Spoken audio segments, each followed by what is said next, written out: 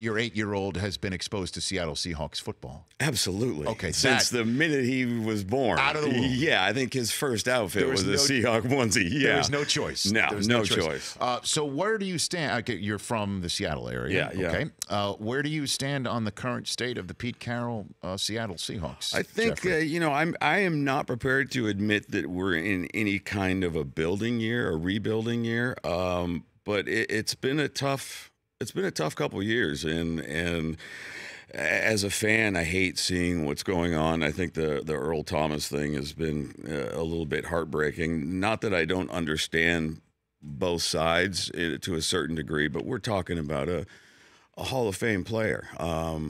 And if we lose him, if John and Pete let him go, I think that's going to be a thing that's going to be hard to forgive for us fans. It seems right now with Earl Thomas that whatever's going on, and there is definitely something still going on, because normally guys who want a new contract and they might hold out and then they report, everything kind of waits till the end of the season. Down, that's right. But there's something going on. There's something going on. But if that something leads to 2 interceptions on a Sunday, 3 in 3 games, you know right? what I mean? So that's, and you sit there and think, if there's anybody who could kind of navigate all that, it's Pete Carroll. I would think so. I mean, Pete's always been such I guess, a player's coach. Not that, when Marshawn was part of the team, he kind of did his own thing too. And Pete has always been really good at letting these big personalities kind of do their thing. And I know that, Earl gave an interview after the Dallas game saying, he is betting on himself. So if he has a headache or whatever it may be and he's not showing up at practice, my feeling is if that's not affecting the team, if the other players are okay with that and he shows up on a Sunday and intercepts 2 passes, then we're going to keep him. I mean, it'd be crazy to even think about dealing him away.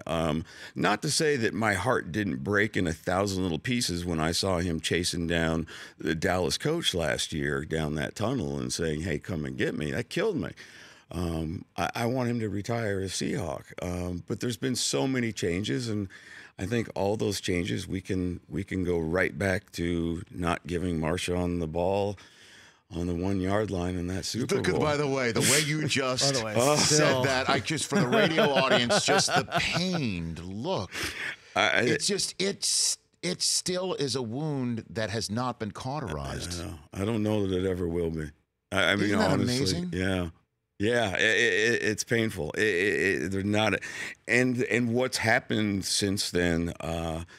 I think Pete maybe lost a couple of his players as far as them believing in him. You think Sherman was one of them? I think he definitely was one of them. Averill definitely has come out. Cliff Averill is not with the team anymore. He definitely came out. I mean, he verbalized that. Yeah, Michael Bennett. I mean, a couple of our big, important cogs in the wheel, I think, that have now left have been very kind of verbal about that very moment. Marshawn.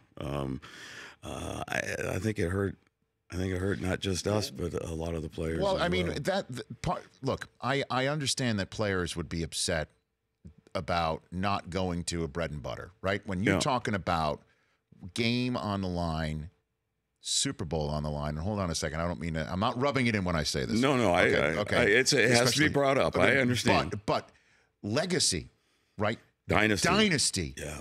Back to back on the line that you go away from your bread and butter. Yeah. And it was a great play by Malcolm Butler. It's not like Russell misplaced the ball. Yeah. I mean, you could say it was a phenomenal play. Right. Phenomenal. You got beat. Yep.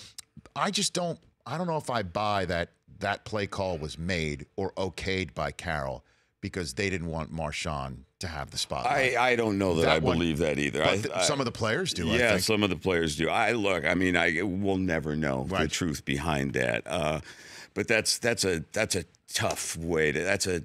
You're jumping to a pretty big conclusion. But look, I'm not in that locker room, and I don't know. Nor do I. Yeah, I don't know. But my guess is Pete wanted to win that game just as much as the rest of us, as well as Russell and everyone else. I mean, who knows? But but give Marshawn the ball.